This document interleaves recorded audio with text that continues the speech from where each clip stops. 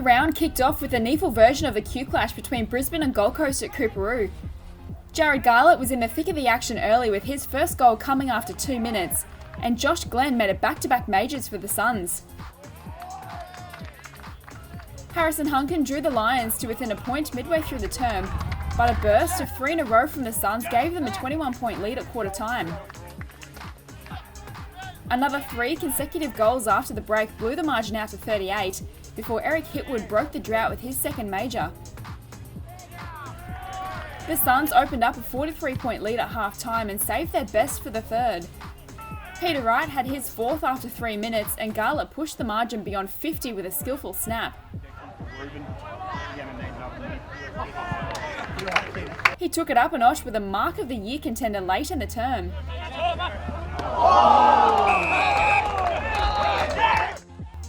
The Suns kicked 5 goals to none for a match-winning 76 points at the last break. Wright finished with 5 majors as Gold Coast triumphed by 89 points.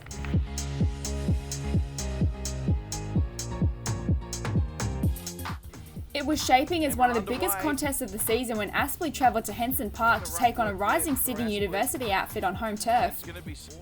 With a top 4 spot and a double chance on the line, the students were clinical in the opening term where they stung the Hornets from the opening bounce. Off the deck, Sydney Uni have the first goal here at Henson Park.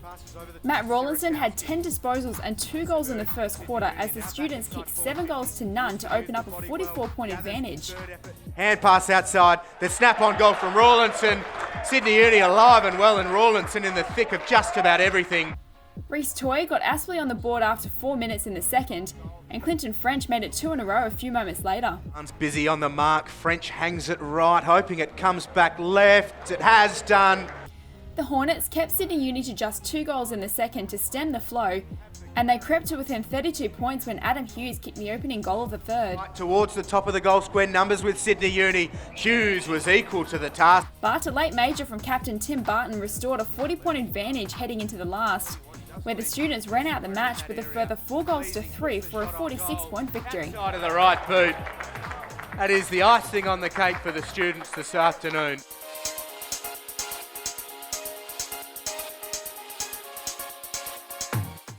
The fourth and final Canberra derby of the season lived up to expectations when Ainslie and Eastlake went head-to-head at Star Track Oval. After the two sides went goal for goal early, it was the Demons who broke the match open with a burst of 5 in a row, including a gem from Rising Star nominee Nick Fothergill up against the boundary line.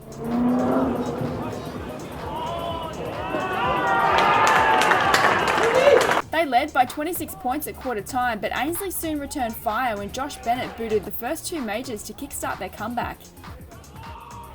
The Tricolours kicked 5 goals to 1 to put the match on level terms once more, where a little separated the rivals in a pulsating second half.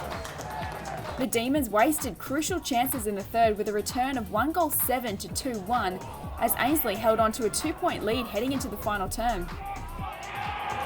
Eastlake wrestled back the momentum with the first 2 goals opening up a 12-point lead after 13 minutes.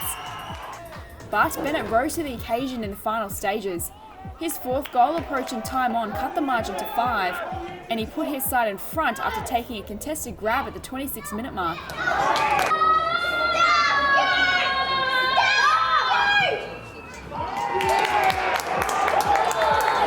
Harry Himmelberg sent the ball long into the Demons' forward 50 in the final seconds, but the siren sounded as Ainslie held on to win a thriller by 2 points.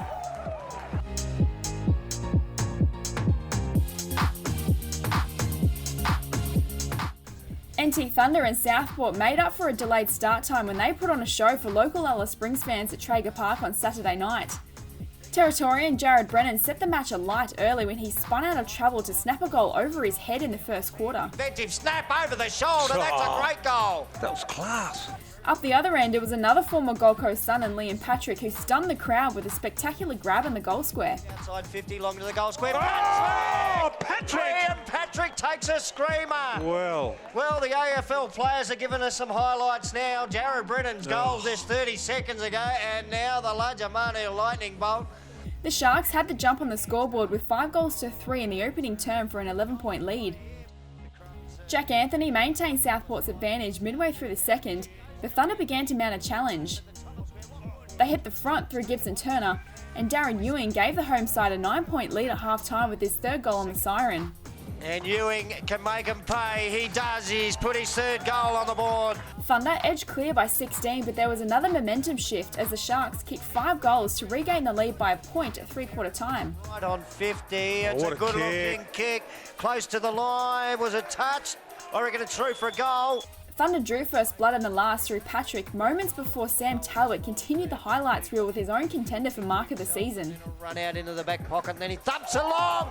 An absolute screamer out there on the half-back flag. But Josh Hunt was causing headaches for the NT defence with his 6th and 7th goal of the game, restoring the lead for the Sharks once more. Number 6, he won't be missing from there. He's not. He's kicked that one down to Balangle Street. In one last twist, Michael Hagan snapped a crucial major before Ewing produced another stunning goal when he dodged and weaved through traffic. He gets another go. Ewing, he burns him off onto the left boot, and what a goal!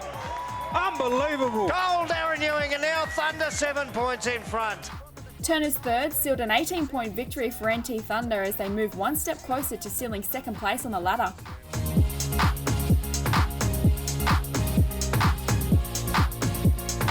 Redland faced a tough assignment to hold on to 6th place when they travelled to Sydney to take on UWS Giants at Spotless Stadium on Sunday.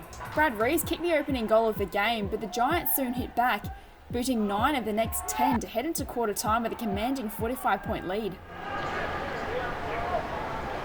Jed Lamb further extended the Giants' buffer when he kicked 2 in 3 minutes to start the second. Jordan Bain was doing his best to keep the Bombers in the match and had 3 goals to his name by the 18-minute mark.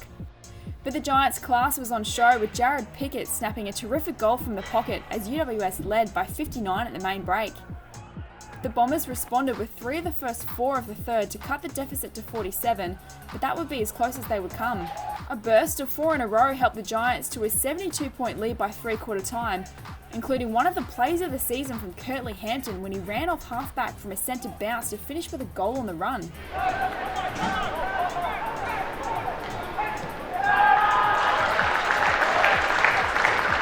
The Giants held Redland scoreless in the last while adding a further 6 goals of their own to run out 110-point winners.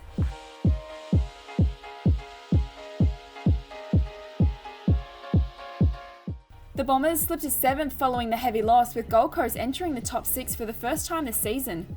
NT Thunder are again clear in second ahead of Aspley, with Sydney University moving into the top 4 in percentage. To next week's games, and Sydney will host the Suns at the SCG on Friday night, with Southport taking on Ainslie at home and Eastlake to battle Sydney University in Canberra. Aspley will tackle Redland at Graham Road, followed by Brisbane and NT Thunder in an AFL curtain raiser at the Gabba. Keep up to date with all the latest news at NEAFL.com.au and by following us on Facebook, Twitter and Instagram, and download our official NEAFL app for live scores and champion data statistics.